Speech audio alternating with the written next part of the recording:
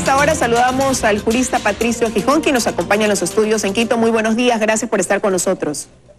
Buenos días, encantado. Bueno, quiero dividir el análisis con usted, doctor, en dos partes, en el ámbito jurídico y político, y empezar primero por lo legal.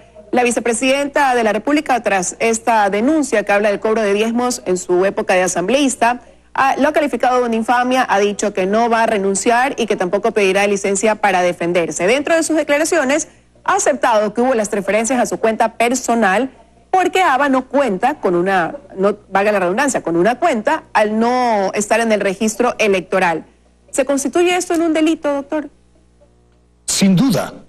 Definitivamente, cuando la propia vicepresidenta acepta que recibió esos dineros en sus cuentas, está confirmando la perpetración del delito establecido por el artículo 281, que es el delito de concusión, que habla precisamente que los servidores públicos y las personas que actúen en virtud de una potestad estatal en alguna de las instituciones del Estado determinadas en la Constitución y exijan determinadas entregas de derechos, cuotas o contribuciones. Bueno, estaba justamente el doctor estableciendo a qué corresponde el delito de concusión, que es en el que en este caso pues algunos juristas, como en el caso del doctor Gijón, tipifican lo que ha venido sucediendo y lo que encierra esta denuncia. Doctor, ya estoy nuevamente con usted. Usted me estaba diciendo que sería entonces en este caso el delito de concusión lo que se estaría cometiendo. Sin duda, y a confesión de parte, relevo de prueba. La Fiscalía ha hecho bien en iniciar una investigación y debería ir además hacia una instrucción fiscal, donde también deberá ser citado el expresidente de la República, porque ex legisladores de Alianza País también lo han involucrado como uno de los autores intelectuales de este tipo de graves delitos. Es decir, que para usted este accionar legal no debe quedarse solamente en quien está siendo vinculada momentáneamente, que es la actual vicepresidenta María Alejandra Vicuña, sino extenderse a quien en su momento inició o determinó este tipo de aportes voluntarios dentro del movimiento político. Sin duda, tienen responsabilidades. El ex legislador Cristian Viteri así lo ha determinado. Ha dicho que quien dio esta disposición fue precisamente Correa Delgado, quien había determinado que no solamente los legisladores entreguen estas cuotas, sino que también se solicite a quienes forman parte de sus equipos de trabajo, tema que es muy grave. Ahora, el expresidente del Tribunal Supremo Electoral, Carlos Aguinaga, decía en una entrevista a un medio impreso que no existe un reglamento para controlar los aportes privados. ¿Cómo comprobar entonces si hubo o no tal delito al tener estos vacíos dentro del mismo reglamento? El tema es muy sencillo.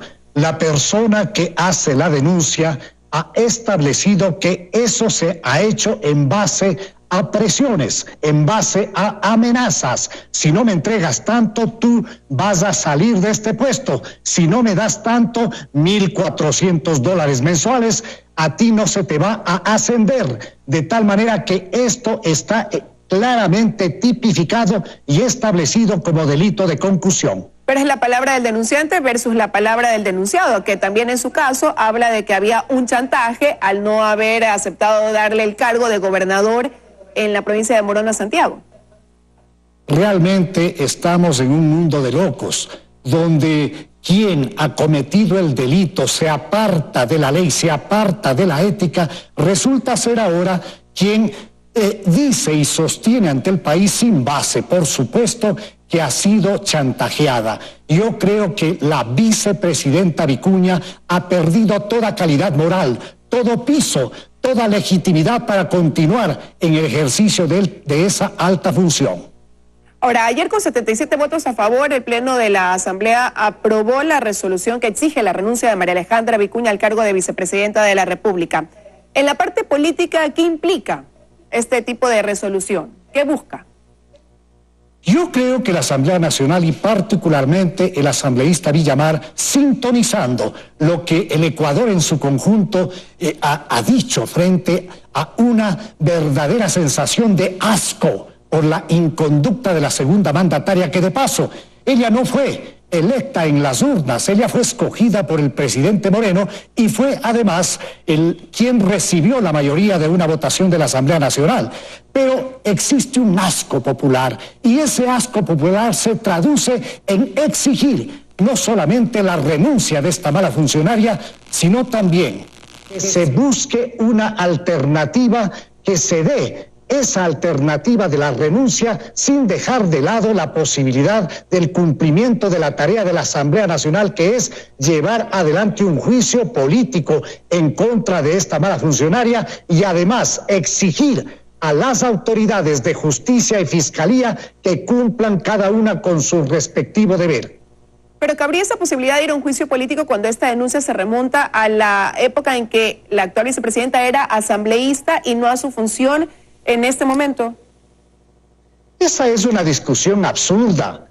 El delito por el que se está persiguiendo a la vicepresidenta en funciones es un delito imprescriptible. De tal manera que aquí no podemos quedarnos en esa discusión si es que esto se cometió cuando era legisladora, cuando era vicepresidenta. Aquí hay un hecho punible, aquí se aparta de la ética y de la moral, aquí ya no tiene la credencial suficiente para el ejercicio del poder. Las autoridades no solamente deben asentar su mandato en el cumplimiento de la Constitución, de las leyes de la República, sino fundamentalmente en específicas normas de orden moral y de orden ético. Y de paso, también va a ser el momento y la oportunidad en que la Asamblea deba revisar las famosas pensiones vitalicias, que por supuesto estas se justifican con exfuncionarios que cumplieron con el Ecuador.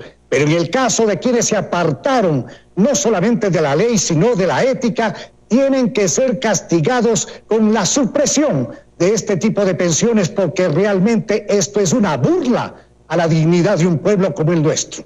Pero en el caso de la Asamblea, en torno a cómo debe actuar frente a esta denuncia que hoy el país conoce, ¿podría prosperar considerando que no hay una Corte Constitucional todavía vigente acá en el país?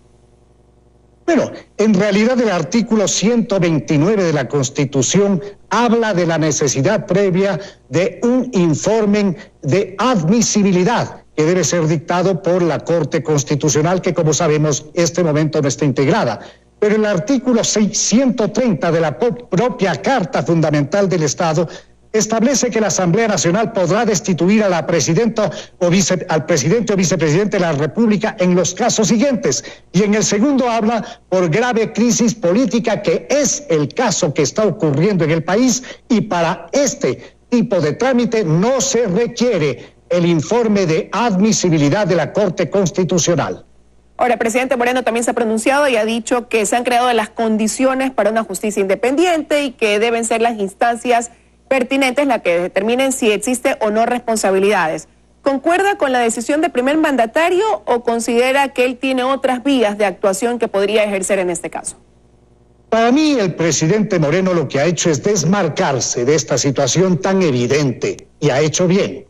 Pero como ciudadano y como abogado debo reconocer que los aparatos de justicia y fiscalía todavía no han sido tocados, que ahí todavía existe una gran cantidad de elementos puestos por el correato, y ahí realmente le quedó debiendo al Ecuador el Consejo de la Judicatura, que más allá de dedicarse a peleas internas, no renovó a estos organismos de justicia y fiscalía.